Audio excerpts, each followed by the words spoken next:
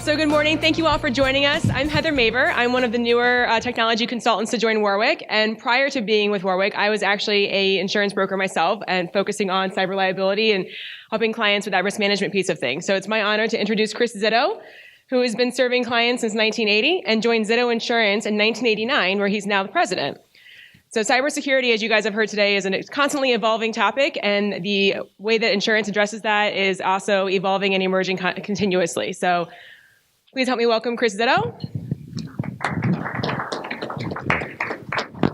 Thank you, Heather. Thank you all for sticking around. I know insurance is a favorite topic for all of you. My original comments that were going to be 20 to 25 minutes are now probably down to 10 or 15 after the great job that Ryan and John did. So I'll try and avoid the duplication if I can. And I'm also, because of that, I've added some notes, so I'm going to refer to cheat sheets, so you'll have to bear with me there. Cyber liability has clearly been the hottest topic in our industry for several years now, for all the reasons that John and Ryan talked about earlier.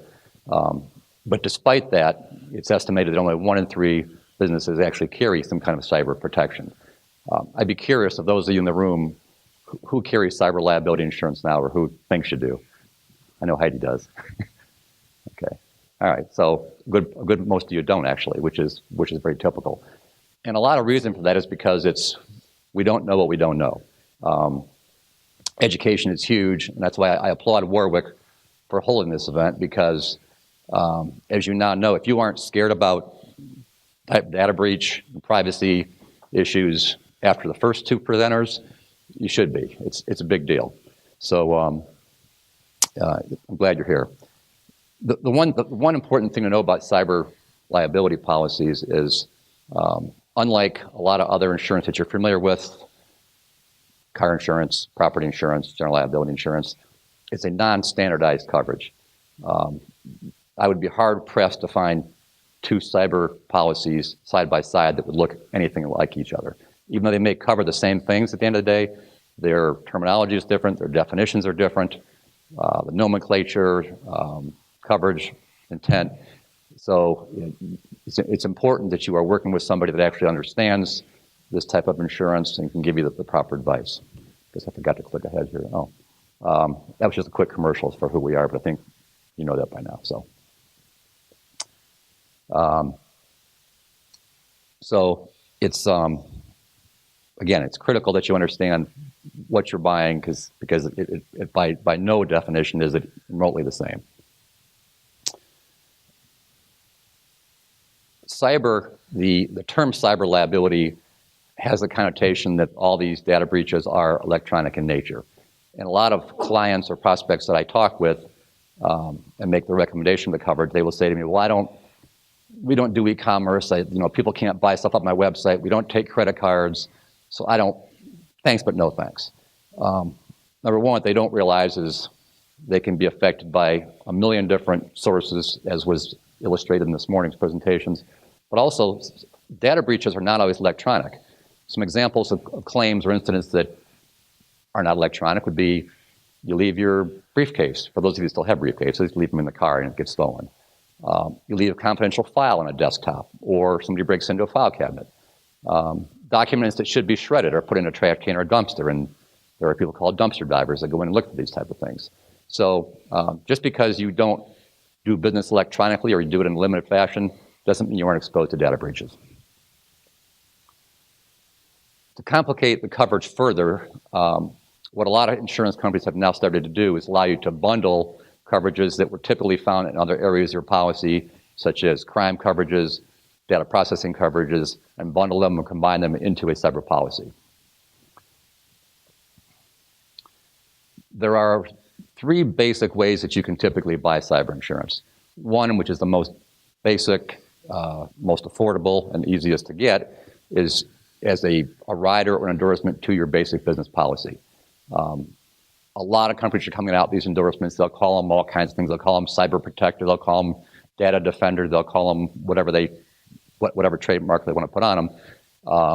And these are certainly better than nothing, but they tend to create a false sense of security because they're very limited in terms of the limit of coverage you can buy and the scope of the type of claims they will defend against. a lot of the endorsements that are purchased in this manner may only cover mandated expense coverages like customer notification costs or credit monitoring services. They often do not provide any coverage for legal defense when you get sued or a settlement award if you lose a suit.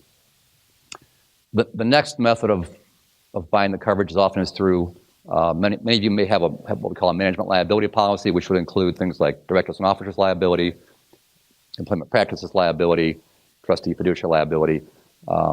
It can be lumped in or bundled with those. And often I call it better versus best. Some of the company's forms done that way are very comparable to the last method, but generally speaking, the preference is to buy a separate policy that was designed and written specifically to protect against data breach, privacy type claims. There are two general categories for cyber policies and cyber events, if you will. There are first-party claims, third-party claims. Simply, first-party are incidents or claims where the policyholder, the people in this room, are going to be their companies will be affected by the breach. The third-party claim is when your company does something where somebody alleges that because of your negligence, they suffered a cyber loss, and therefore you're responsible then for the damages. So I'm going to run through some examples of the type of coverages that would be found under both first-party and third-party claims, just to give you some examples. So the first-party cyber claims would include business interruption. All these incidents that, again, John and Ryan talked about earlier, if you're affected, your system shut down, you've got reputational issues, you potentially lose profits and incur extra expense to try and make those problems go away. So business interruption is one of the coverages that can be purchased within a cyber policy. Dependent business interruption does the exact same thing. It protects your lost profits, but not because your company suffered the breach, it's because a third-party vendor potentially suffered the breach. So maybe it's the people that host your cloud, or maybe it's your payroll service, or somebody else that you depend on. They've been breached, and therefore it suffers you to have a loss of revenue as well. Cyber extortion. This refers to the ransomware, which you heard a lot about this morning. I've got in a few minutes, I've got some real-life examples, which I think will bring this home for you. But it's clearly one of the hot topics in today's environment, and you've seen TV commercials, you're hearing about it all the time, but it's become a big deal. And I've got some real-life cases I'll share with you in a minute. Forensics expenses, crisis management, these are all things that when you have a breach, as John pointed out, every state has its own set of privacy laws that require you to do certain things if you've been notified of a breach. It may be notifying all the affected parties. It may be paying for credit monitoring. It may be investigating how it happened. These are all expenses that come out of your pocket that can be paid for through a cyber policy. Crisis management, again, reputational, PR, money you spend to tell your customers that, hey, we're okay, we got breached, but we're in business, your data's safe, you don't have to worry. Another category that can be added is data processing. This is often, again, this coverage is often found on a traditional business policy, but this would cover expenses for the cost to recover lost data that was infected by a virus, to get the virus out of your system. And again, business interruption again. And the third category under the first party bucket, if you will, is our crime. Funds transfer fraud. The bank gets a wire instruction from who they believe is your company, and they wire $100,000 out of your account to somebody in the Cayman Islands because it looks so legitimate. Telephone fraud. Somebody hacks your system and makes long distance calls to Taiwan for the next 3 months, and you get a bill that you're fighting with your telephone provider for. Social engineering, also known as deception fraud. Again, this was touched on this morning, and I've also got some examples of real-life cases of how this happened.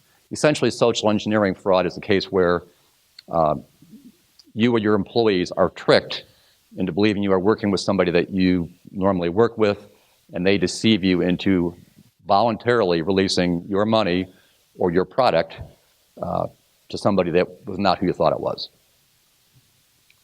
And criminal reward, this allows, again, this will pay for funds to try and track down the perpetrator. So the second category is third party. And again, this is where you have a responsibility or liability to a third party because of things that you haven't done well or to protect your customers or your employees' data. So some areas here, again, not only does it cover defense costs when you get sued, it will cover the settlement of the award that the court says you're responsible for. It will cover the regulatory penalties that the state may impose on you. For those of you that accept credit cards, there's PCI compliance issues that you have to be aware of. And again, if you weren't, there are fines and penalties associated with that. Communications and media liability. You have a website. It may or may not be transactional, but people can hack your website and post bad stuff on it that you'd be held responsible for. So again, if you have an electronic presence in the world, you are vulnerable. Again, I'm being redundant because you heard that all this morning, but it's very true. So hopefully by now you understand that there is a need for cyber insurance. Much like Ryan and John's roles in life to help prevent these from happening, cyber insurance is the protection that after, in spite of all their best efforts, as John said, it isn't if, it's when. So when it happens, you're either going to come out of pocket for these expenses or you're going to pass it off to your insurance provider and they're going to pay for it. So what does it cost? I spoke about the good, better, best.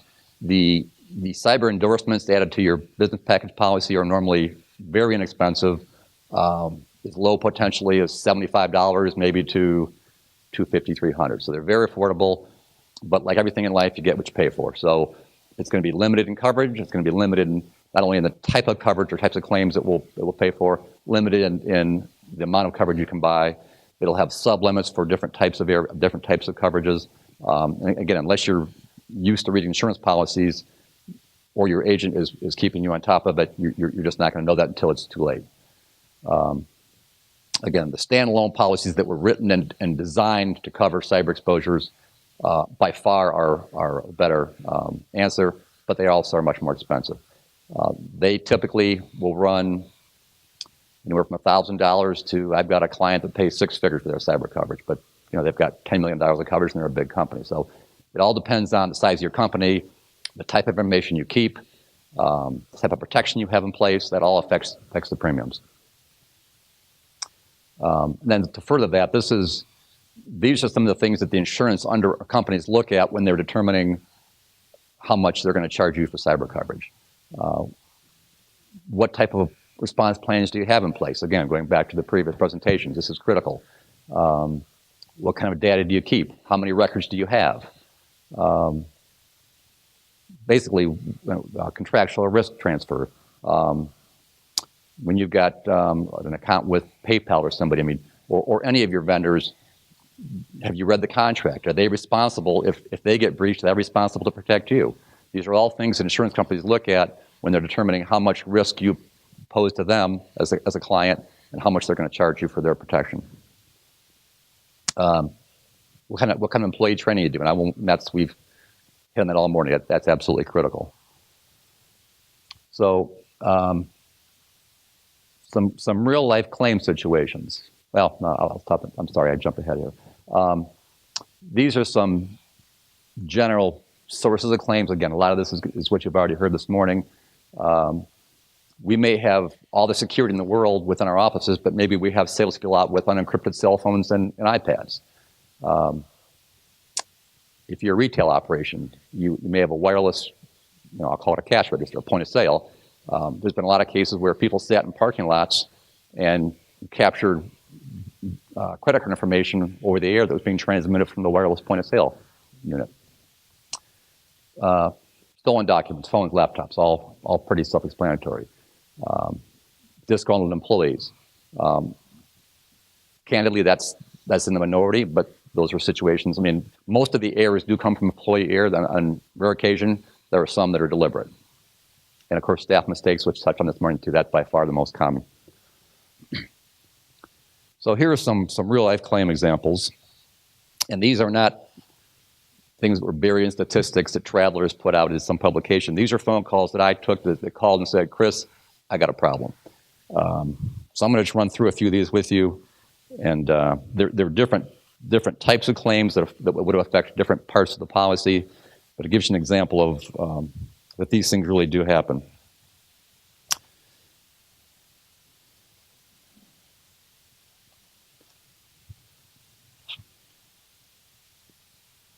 Okay, my first example, I have a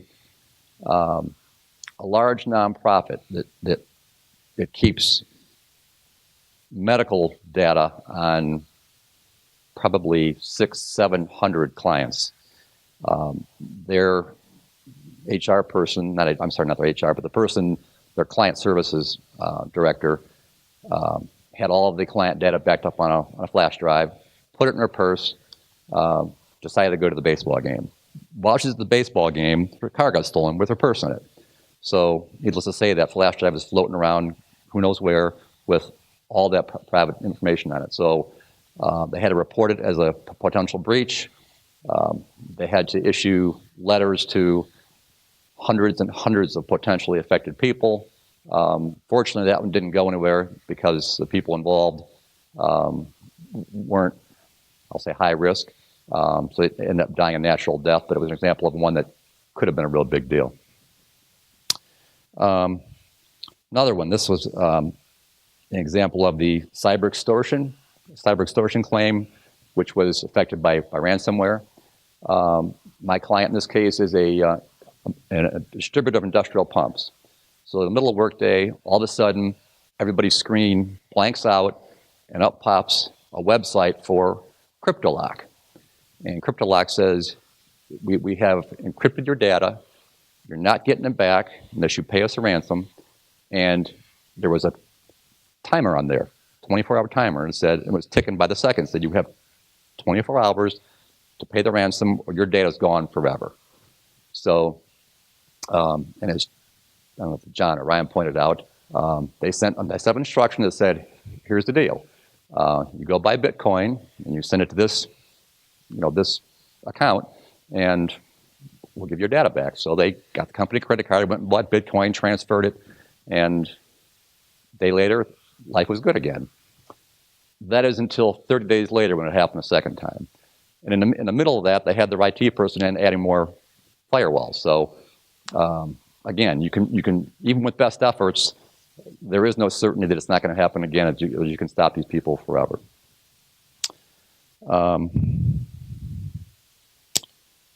Another example. This happened to be a retail client. They got an order of product from one of their regular customers that they had the credit card information on file. They ship it out. They get paid by Visa. As it turns out, their customer's credit card had been hacked. So customer gets their bill a month later, says, I never bought 27 pairs of pajamas. So they call Visa and they say, I never bought these. So Visa says, okay, take it off your bill. And of course, they claw the money back from my client. So my client's out the money, out the pajamas. So, and that can happen, whether that could be funds, that could be product, it could be anything. That would be an example of a social engineering claim. Again, they were tricked into thinking they were doing business with somebody that they really weren't. Another social engineering claim. This case is a plastic injection molding company. Client gets an email from who he thought was his payroll provider, so he sends 100 W-2s to this address. Finds out later it wasn't his payroll company. A week later, he gets a letter from the IRS warning him of this scam being out there and be on the lookout for it. Of course, by then it was too late. So fortunately, he had cyber coverage. He turned the claim in, and the insurance company took it from there. Sent out the notification letters, paid for credit monitoring, and any liability that came from any of those cases, they handled. So it was a happy ending. But again, another example of how that works. And then one more. Again, this is a social engineering example, and sadly, this is the same client that had the case with crypto locker, the ransomware. Ohio State is one of his customers. He gets a purchase order from Ohio State for $50,000 or $60,000 worth of pumps. So they think it's a great day. They ship the pumps out, and a month later they haven't gotten paid. They call accounts payable and they say, well, we never ordered any pumps from you. So it turns out that somebody had hacked Ohio State's server, got a copy of their purchase order, and started sending it out to people all over the country, and they now have thousands and thousands of dollars worth of pumps for free. And of course, my client never got paid. So again, these all really happened. They really happened to my clients. So I can tell you firsthand, it does happen, and the cyber insurance is available that would have covered, and in some cases did, every one of these situations. So it's real stuff. Oops. Okay. Again, this is claimed data, and I'm not going to spend much time on it because John and Ryan already did. So again, I know you've seen enough statistics today, but it just reinforces the fact that this is happening all over the country, and it's increasing as every day that goes by. This data is based on claims that were this is insurance company data, insurance industry data, so it's based on claims that actually were filed. It doesn't even speak to all the claims that occurred where people didn't have the coverage to file a claim. So this just talks about the business sectors on who are affected. Healthcare obviously was a big one. Professional services was a big one, and retail, I guess, was the third largest. None of which would surprise you. This one talks about the cause or the type of a claim that was incident. Again, the single largest was, I can't read that, Carrie, was that all other? Malware was a big one. Staff mistake, which we all know is a big one. So again, it comes from different sources, but again, that's more anecdotal.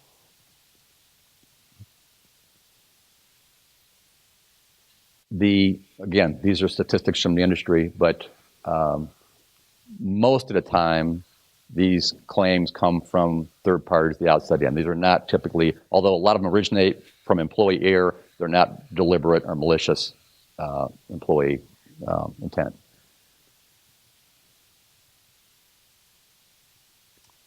Yeah, these are just examples of some where breaches of outside vendors or third parties can affect your companies. These are just more examples. So this just shows you, after assuming you do have the coverage and a claim occurs, this is an indication of what actually happens. So the incident occurs. In this case, they would call my office. We would report to their cyber carrier. They do an investigation on what happens. The company then works with the client to develop a response plan. What do we have to do to comply with the state regulations, which might include, again, notification, credit monitoring, how do we recover the data, all that type of thing. And if there is a lawsuit involved, they're going to hire an attorney to defend the client against the affected parties. Recommendations, again, I'm not going to spend much time on this because everybody already did. By this point, you should be familiar with it. First, you have to understand what your exposure is. What kind of data do you maintain? How much of it do you have? What safeguards are in place?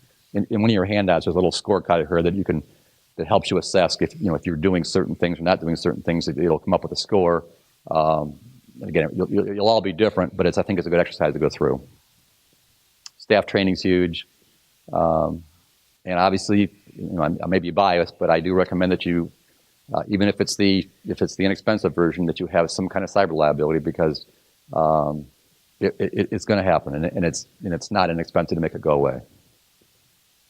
So what's on the horizon? Basically, word change. I equate cybercrime to the old days when, for those of you that were around then, the car thieves and the alarm manufacturers were in a constant cycle of trying to one-up each other. The car thieves would steal a car. They would invent an alarm that they couldn't get to. They'd figure that one out. It was just kind of a vicious cycle where always trying to catch up with each other. So similarly, this is between the cyber crime crowd, hackers, and the software companies are trying to create security programs. So as soon as they create a program, the hackers figure it out, and it's just as a cat and mouse game. So the industry will continue to evolve as the type of claims change. The states are trying to enforce regulation to try and protect the consumers and the public. But probably more than any coverage I have seen, this one is really hard to tell when or if it ever will stop, because technology never goes away. It always changes. So all we try and do in our industry is keep up with it and make sure our clients are protected based on what's happening in today's world. So that's all I got. Thank you.